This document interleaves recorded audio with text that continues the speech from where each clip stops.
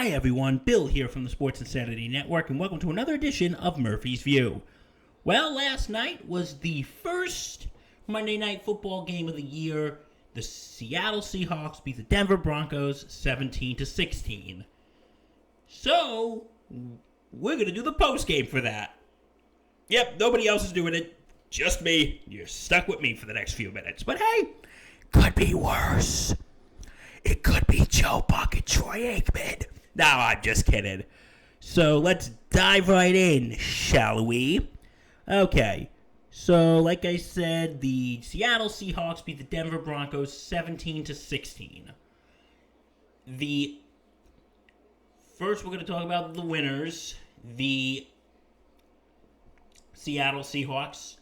Geno Smith, journeyman quarterback, threw for 23 out of 28 with 195 yards and 2 TDs.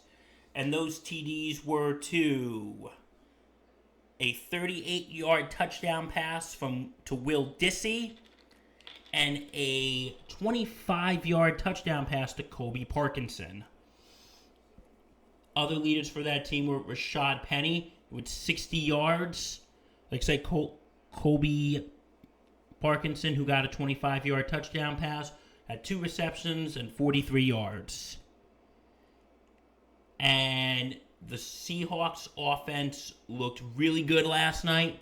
They looked like they really came to play. And I think it might be a possibility that the Seahawks have found their new quarterback with Geno Smith. With his great performance last night, he had that stadium chanting, Geno, Geno, Geno, Geno. So, I think maybe the Seattle faithful / 12-man have embraced their new quarterback.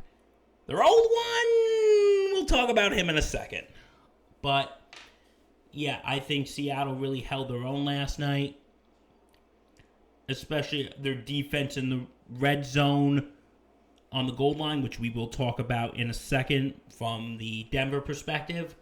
So, let's shoot over there right now, shall we?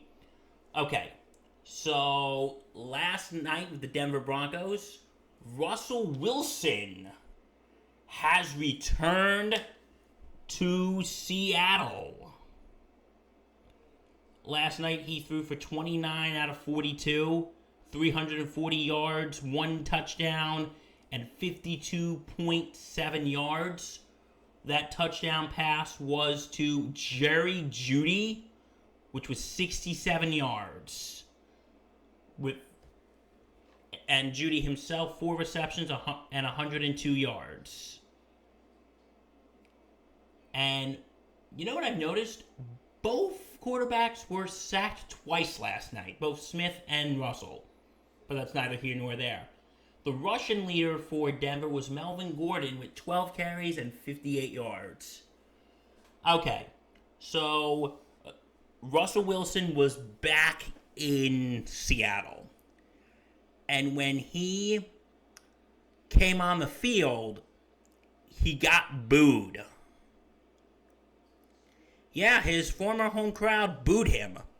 Now, you know, I was talking to Mike Rifkin last night before we did the Sports Insanity podcast, and he said, you don't boo Russell Wilson. And yeah, I totally agree. Don't boo Russell Wilson.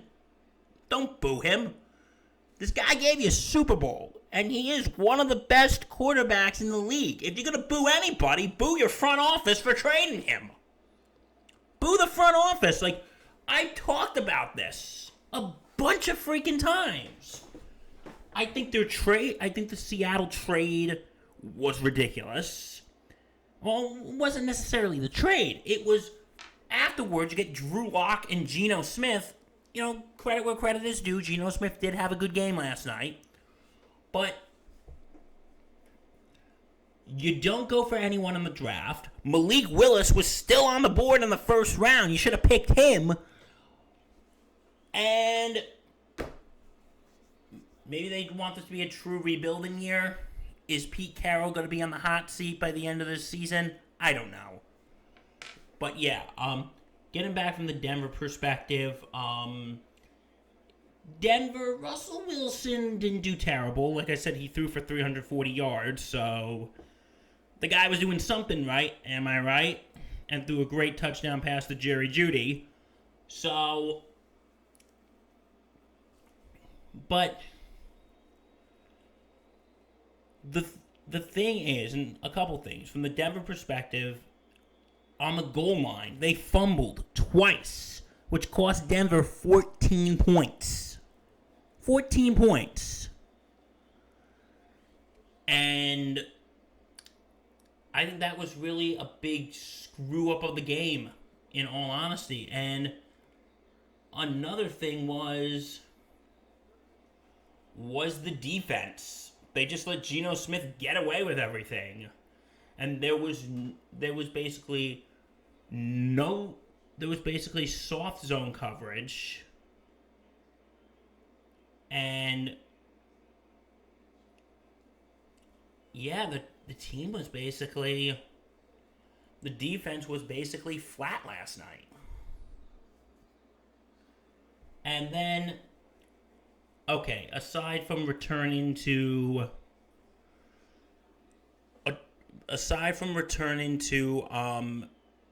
Seattle for Russell, this was also the first game for head coach Nathaniel Hackett.